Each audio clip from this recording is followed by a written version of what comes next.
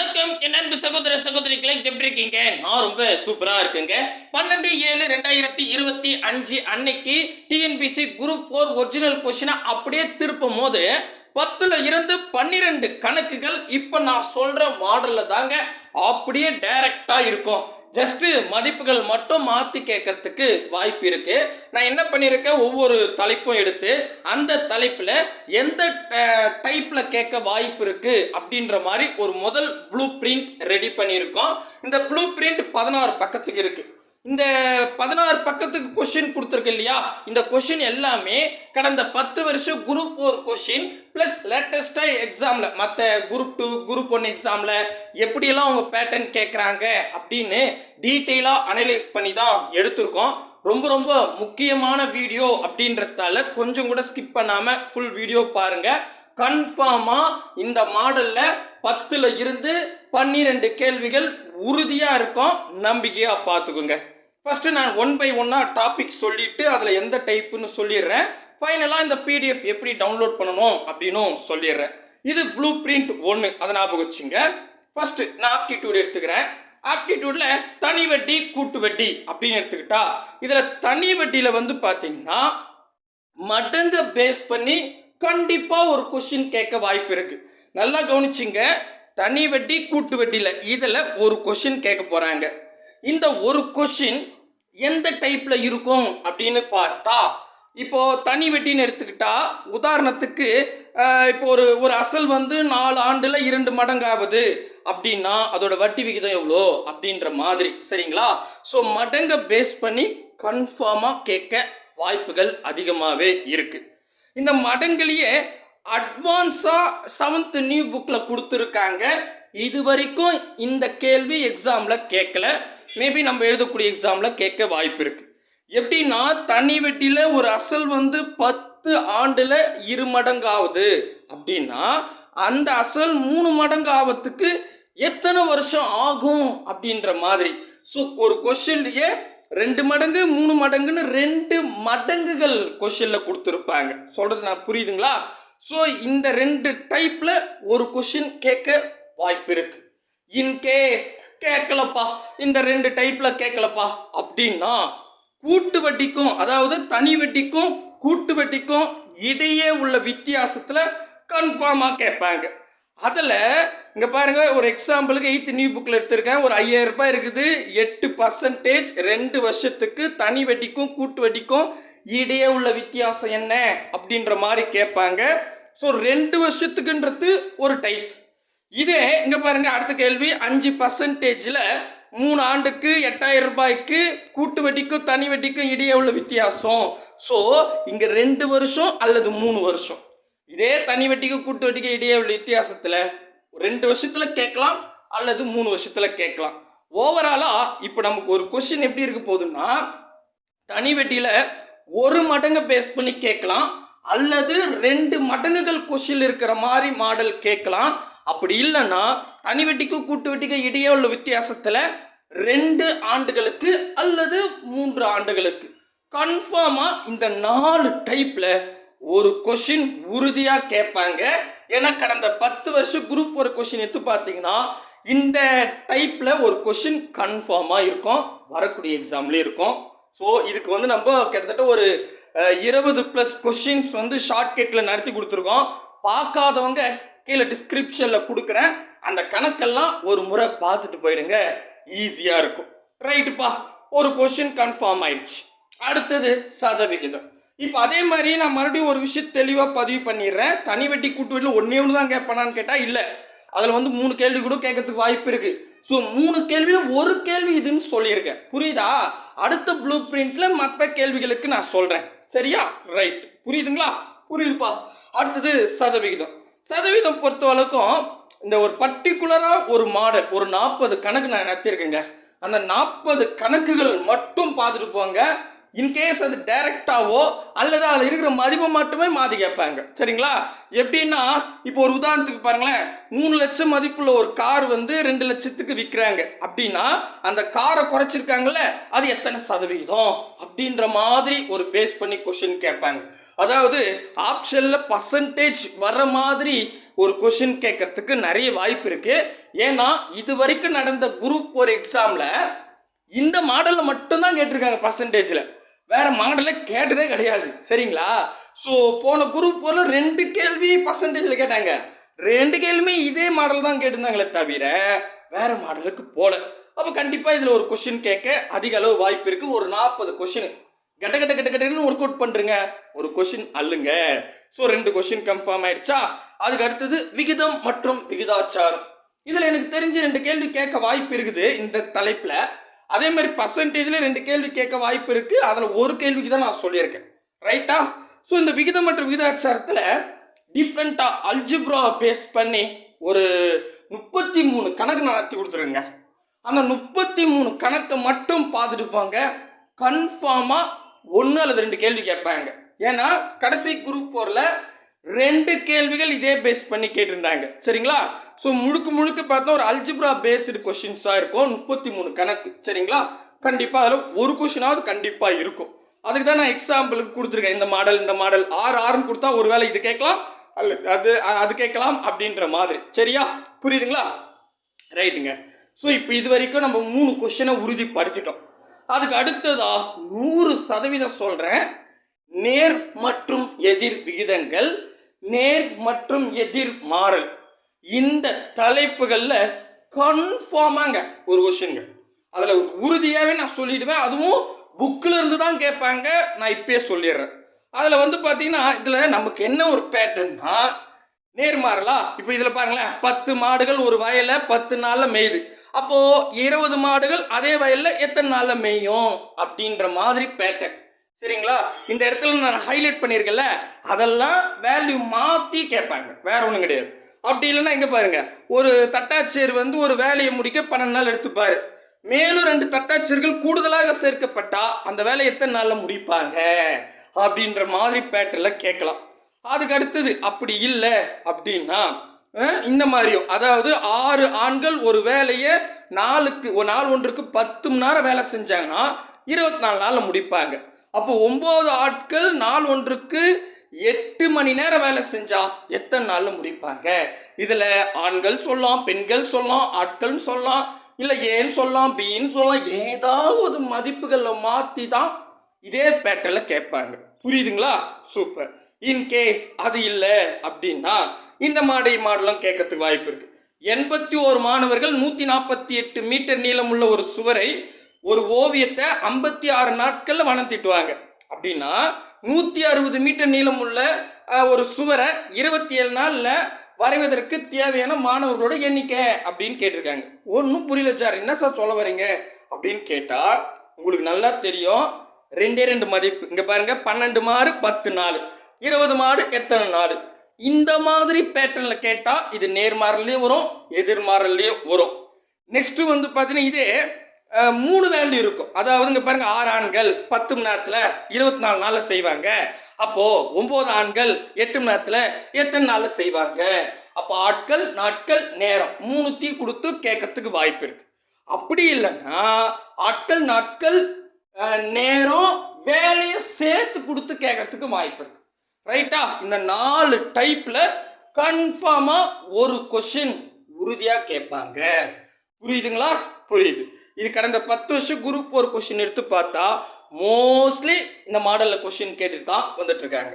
இதுல ஒரு மொத்தமா ஓவராலா டைம் அண்ட் ஒர்க்கோடவே சேர்த்து சொல்றேன், ஒரு 85 கணக்கு நடத்திருக்கேன் மொத்தமா, இது இன்னொரு டாபிக் சேர்த்து.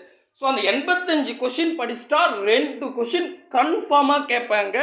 அதுல இந்த நேர்மாறல், எதிர்மாறல், நேர் விகிதம், எதிர் விகிதத்துல ஒரு கொஸ்டின் டைரக்டாவே கேட்பாங்க.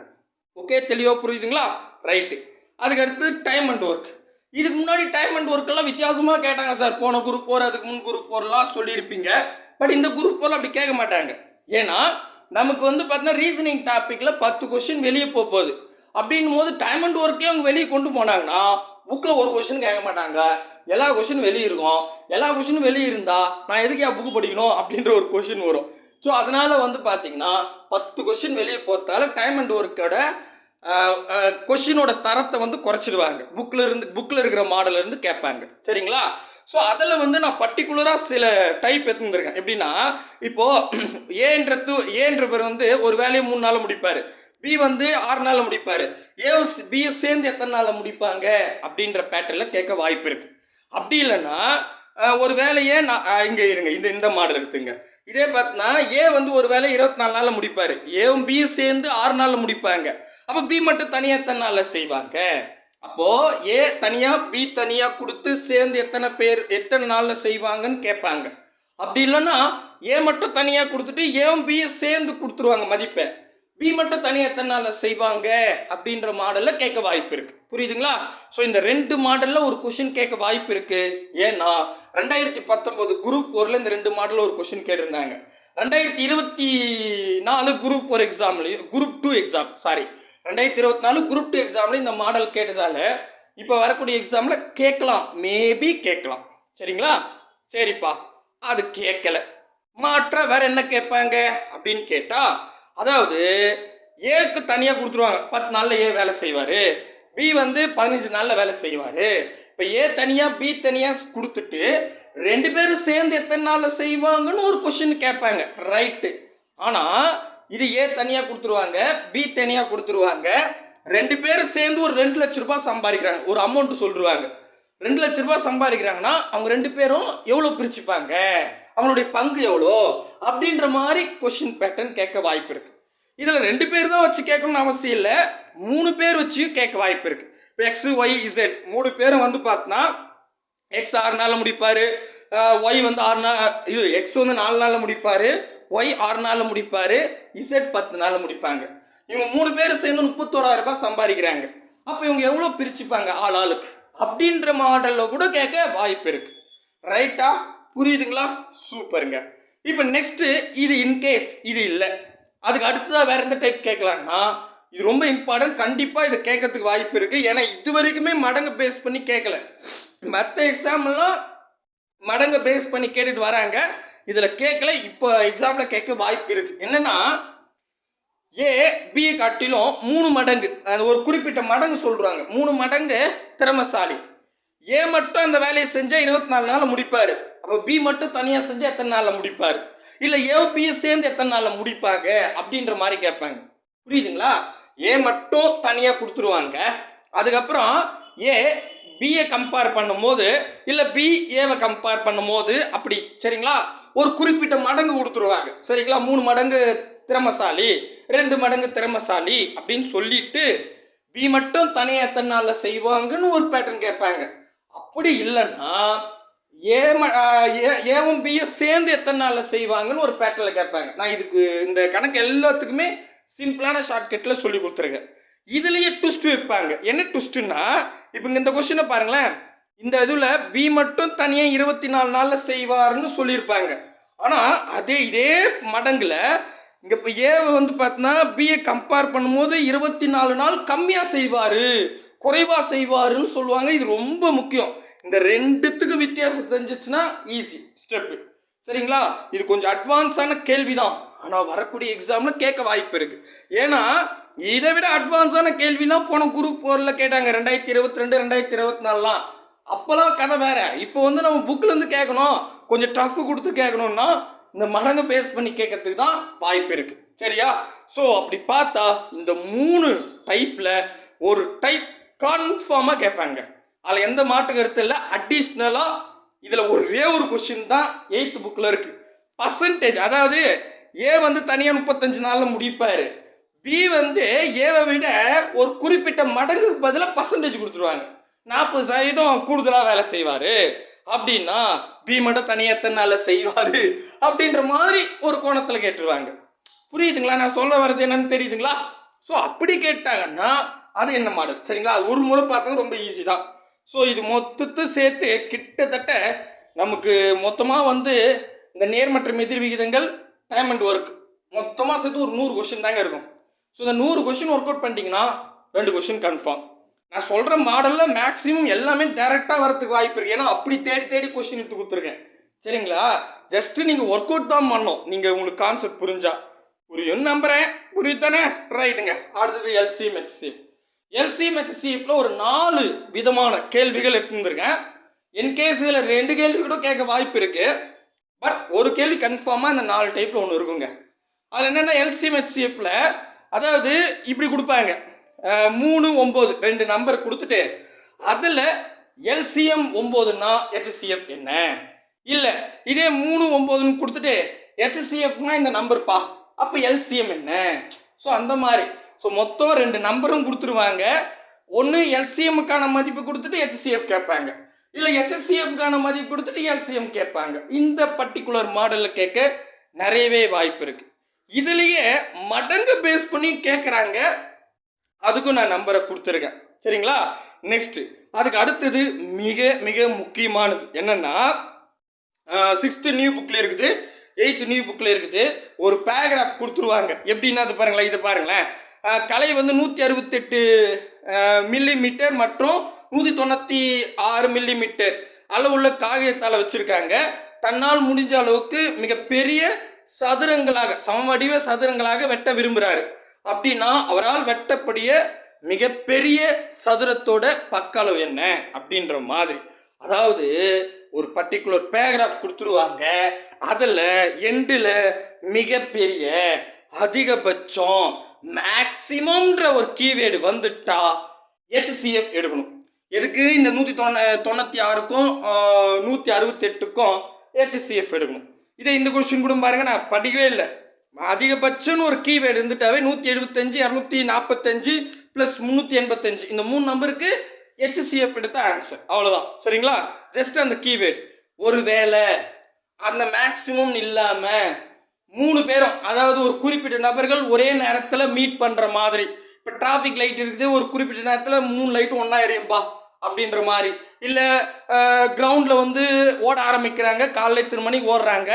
ஸோ ஒவ்வொருத்தருக்கும் ஒவ்வொரு ஸ்பீடில் ஓடிட்டு இருக்காங்க. 3 பேர் எப்போ ஒன்றா மீட் பண்ணுவாங்க அப்படின்ற மாதிரி. இல்லை ஒரு 3 ஃப்ரெண்ட்ஸ் இருக்காங்க, ஒவ்வொருத்தரும் வேறு கம்பெனியில் வேலை செய்கிறாங்க. ஒரு குறிப்பிட்ட நாளுக்கு தான் அவங்க ஊருக்கு வருவாங்க. ஒரு நாள் 3 பேரும் ஒன்றா மீட் பண்ணுறாங்க.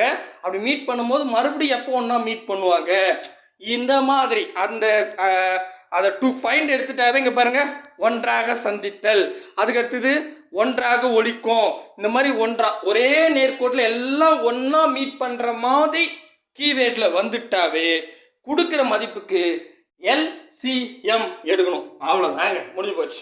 ஸோ இந்த மாடலில் கேட்க நிறையவே வாய்ப்பு இருக்குது, ஏன்னா இது புக்கில் இருக்குது. ரைட்டுங்களா? போன குரூப் 4 எக்ஸாம்லையும் கேட்டிருந்தாங்க. அதுக்கு அடுத்தது இப்போது எல்சிஎம் ஹெச்சிஎஃப் போன டைப்பில் உங்களுக்கு புரிஞ்சு போயிடுச்சுன்னா இது என்ன பண்ணுவாங்க, பின்னத்தில் கொடுத்துருவாங்க. எப்படின்னா 2/3, அதுக்கப்புறம் 3/5, 4/7, 9/13. இதுக்கு வந்து ஒன்று ஹெச்சிஎஃப் எடுக்க சொல்லுவாங்க, இல்லை எல்சிஎம் எடுக்க சொல்லுவாங்க. ரொம்ப ஈஸி. இதில் கொஞ்சம் ட்விஸ்ட் பண்ணி 2024 குரூப் 2 எக்ஸாமில் கேட்டிருந்தாங்க. அதனால தான் இந்த கொஸ்டின் கொடுத்துருக்கேன். சரிங்களா? ரைட்டு. நெக்ஸ்ட்டு அல்ஜிப்ரா பேஸ் பண்ணி கொஸ்டின்ஸ் கேட்பாங்க. ஸோ அதுக்கு ஒரு 2 மாடல் கொடுத்துருக்கேன். இதுக்கு நிறைய கொஸ்டினே நடத்திருக்கேன். அதுக்கப்புறம் மிக முக்கியமாக இப்போ 2025 குரூப் 1 எக்ஸாமில் கூட கேட்டிருந்தாங்க. அதேமாதிரி 2024 குரூப் 4 எக்ஸாம்லேயும் ரேஷியோவில் கொடுத்துட்டு இதில் ஒன்று எல்சிஎம்மில் கொடுத்துட்டு ஹெச்சிஎஃப் கேட்பாங்க, இல்லை ஹெச்சிஎஃப் கொடுத்துட்டு எல்சிஎம் கேட்பாங்க. புரியுதுங்களா? ரேஷியோவில் கொடுத்துட்டு நம்பர்ஸ்லாம் இப்போ 2:3:5ன்னு சொல்லிட்டு இதுக்கு மீ போமா எல்சிஎம் 1200, அப்போது மீ போவா ஹெச்சிஎஃப் என்ன அப்படின்ற மாதிரி கேட்குறாங்க. ஆக்சுவலி இதுக்கு முன்னாடிலாம் கேட்கல. 2014 குரூப் 4க்கு அப்புறம் இந்த மாடல் கொண்டு வரல. ஆனால் இப்போ போன 2025 குரூப் 1 எக்ஸாமில் இந்த டைப்பில் கேட்டதால மேபி இதே டைப்பில் கேட்க வாய்ப்பு இருக்குது வரக்கூடிய எக்ஸாமில். அதனால் இப்படி கொடுத்துருக்கேன். ஸோ ஓவராலாக 4 ஆயிடுச்சா? ஸோ 4 டைப்பில் இருந்து கன்ஃபார்மாக ஒரு கொஷின் உறுதிங்க, 100% உறுதிங்க. அதில் எந்த மாற்று கருத்தே இல்லை. இன்கேஸ் 2 கொஷின் கூட கேட்பாங்க. இப்போ டைம் அண்ட் ஒர்க் கூட அதான் சொன்னேன், 2 கொஷின் கூட கேட்க வாய்ப்பு இருக்குது. ரைட்டா? ஆனால் ஒரு கொஷினாவது கண்டிப்பாக இருக்கும். சரிங்களா? தெளிவாக புரிஞ்சிருச்சா? ஸோ கிட்டத்தட்ட நான் 6 தலைப்புகள் கொடுத்துருக்கேன். என்னுடைய கான்செப்ட் மினிமம் 6லேருந்து 7 கொஷின் கன்ஃபார்மாக கேட்பாங்க.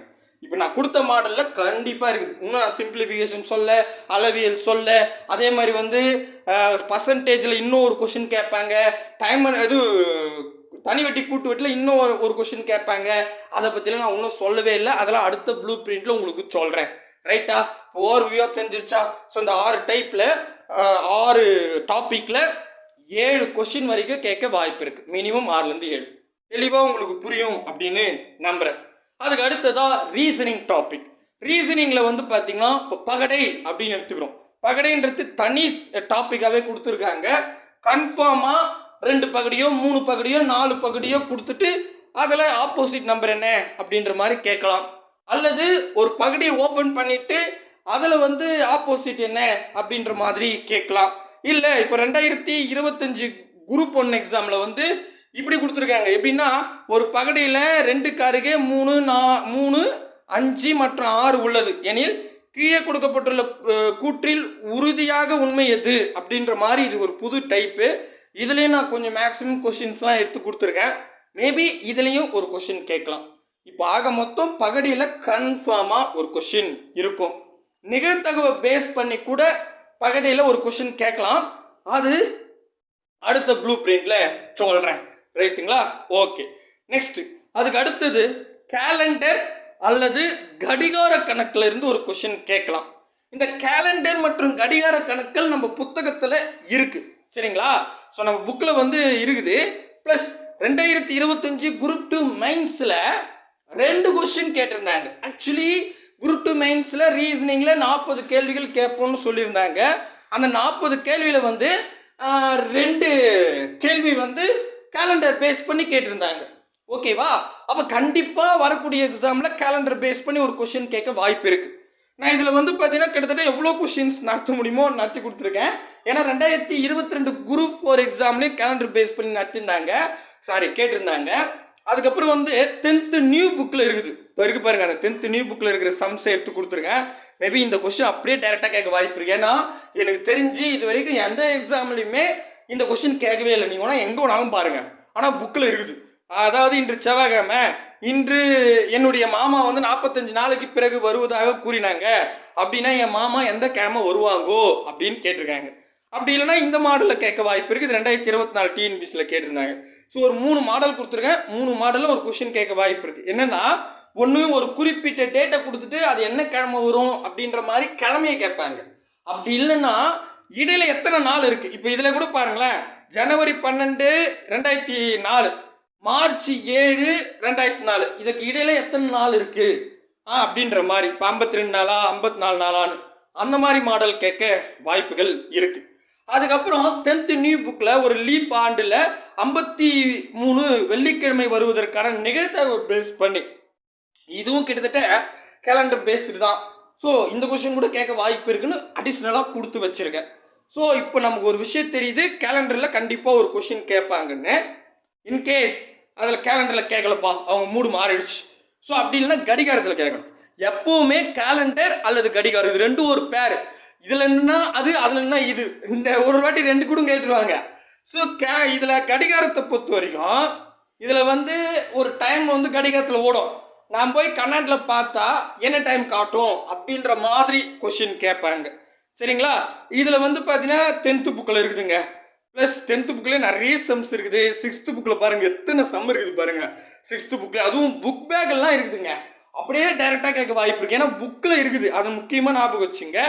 ஸோ கிட்டத்தட்ட இருக்கிற, அதாவது 10th 6th புக்கில் இருக்கிற சம்ஸை கொடுத்துருக்கேன் மாடலுக்கு. இதை பேஸ் பண்ணி ஒரு 20 சம் நடத்தியிருக்கேன். கேலண்டர் சம்மை பேஸ் பண்ணி 20, கடிகார சம்மை பேஸ் பண்ணி 20, 40 கணக்கு ஒர்க் அவுட் பண்ணுங்க.